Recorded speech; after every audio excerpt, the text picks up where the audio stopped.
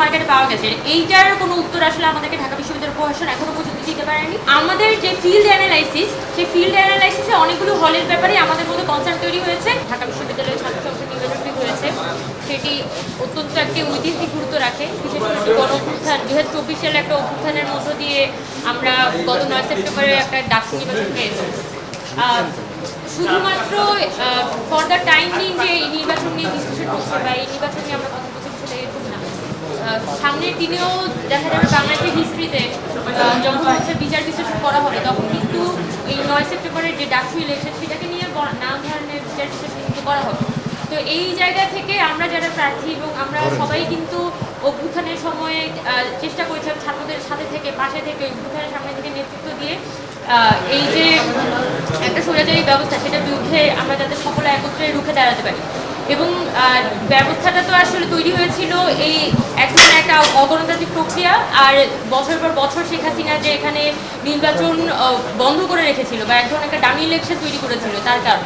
তো আমরাও চাই যে সম্পূর্ণ যত নির্বাচন প্রক্রিয়াগুলো থাকবে অভ্যুত্থান পরবর্তী সময়ে সেগুলো সব কিছুই যাতে স্বচ্ছ থাকুক এবং একটা সুষ্ঠু এবং নিরপেক্ষ নির্বাচনই যাতে আমরা দেখতে পাই।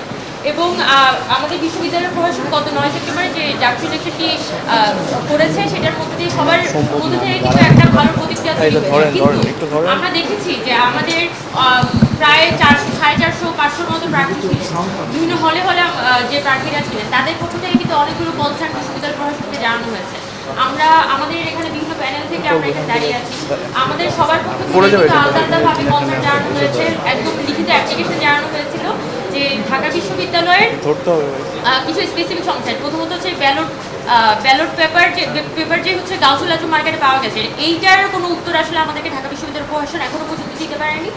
আর পাশাপাশি আমাদের প্রত্যেকটা বলা যায় বিভিন্ন প্রার্থীদের পক্ষ থেকে প্যানেলের পক্ষ থেকে বারবার করে অ্যাপ্লিকেশন দিয়ে জানানো হয়েছে যে আমাদেরকে যাতে ভোটার উপস্থিতি যে তালিকাটা সেই উপস্থিতি তালিকাটা দেওয়া হোক। এটার মধ্যে আসলে ভোটারদের যে প্রাইভেসি সেটা ক্ষুণ্ণ হওয়ার আসলে কোনো সুযোগ নাই। বসুন্ধরা টিস্যু অশুদ্ধতার বিরুদ্ধে এক বিন্দুও ছাড় নয়, বরং আমাদের যে ভোটার তালিকাটা আসলে ঢাকা বিশ্ববিদ্যালয় প্রশাসন থেকে নির্বাচন পূর্বে প্রদান করা হয়েছিল, সেই ভোটার তালিকায় কিন্তু এখনো পর্যন্ত সেই ভোটার তালিকাই হচ্ছে যে মূলত আমরা ভোটের দিনে তাদের যে উপস্থিতি সেটাই আমরা চাচ্ছি। এটা খুবই মানে ব্যক্তিগত ইনফরমেশন হিসেবে এটাকে বিবেচনা করার সুযোগ কম, বরং আমরা এখানে বিভিন্ন প্রার্থীদের পক্ষ থেকে যেহেতু বলা হয়েছে এবং আমাদের পক্ষ থেকে আমরা যেটা বারবার করে এখানে বলছি যে আমাদের যে ফিল্ড অ্যানালাইসিস, সেই ফিল্ড অ্যানালাইসিসে অনেকগুলো হলের ব্যাপারে আমাদের মধ্যে কনসার্ন তৈরি হয়েছে। যে হলগুলো যেমন জহুর হক হল, তারপর মুজিব হল, এই হলগুলো নিয়ে স্পেসিফিক কনসার্ন এসেছে যে ঢাকা বিশ্ববিদ্যালয়ের এই দুটি হলে ওই দিন পার্টিকুলারলি ভোটের দিনে এত পরিমাণ ভোটার টার্ন আউট হয়নি। কিন্তু সেই জায়গা থেকে যখন বিশ্ববিদ্যালয় প্রশাসন বলছে যে প্রায় 87%-88% কাস্টিং হচ্ছে, তখন আমরা বলেছি যে আমাদের জায়গা থেকে নর্মালি বলেছে ঠিক আছে আপনারা আপনাদের উপস্থিতি তালিকাটা দেন, তাহলে এখানে সবার জন্য বিষয়টা ক্লিয়ার হয়ে গেল। তো এই সুস্থ স্বাভাবিক প্রক্রিয়াটা আমরা যে দেখতে পাচ্ছি যে আমাদের ঢাকা বিশ্ববিদ্যালয় প্রশাসনের আজকে ভিসি স্যার ছিলেন, ভিতর প্রক্টর স্যার ছিলেন, এই দুজনের উপস্থিতিতে আমরা কথা বলেছি সবাই এবং আমরা আমাদের কনসার্নগুলো তাদের কাছে নর্মালি উপস্থাপন করেছি এবং তারা যেটা আমাদেরকে অনবরত বলার চেষ্টা করছেন যে এই জিনিসটার সুযোগ নেই, মানে ওনাদের পক্ষ থেকে এক ধরনের একটা না সূচক কথা আসলে আমরা শুনছি।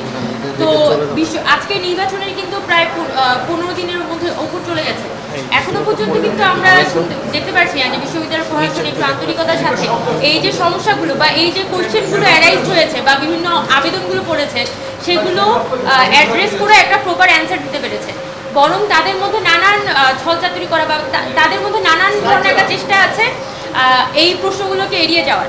সো সেই সব কনসার্ন নিয়ে আমরা আসলে আজকে ভিসি স্যারের সাথে দেখা করেছিলাম, ভিসি স্যারের সাথে কথা বলেছি এবং আমরা যেটা বলেছি যে অতি দ্রুত সেটা সবথেকে ভালো হয় আগামীকালকের মধ্যেই আপনারা যাতে আপনাদের উত্তরগুলো আমাদের কাছে দেন, তাহলে আমাদের জন্য সিদ্ধান্ত নিতে সহজ হবে।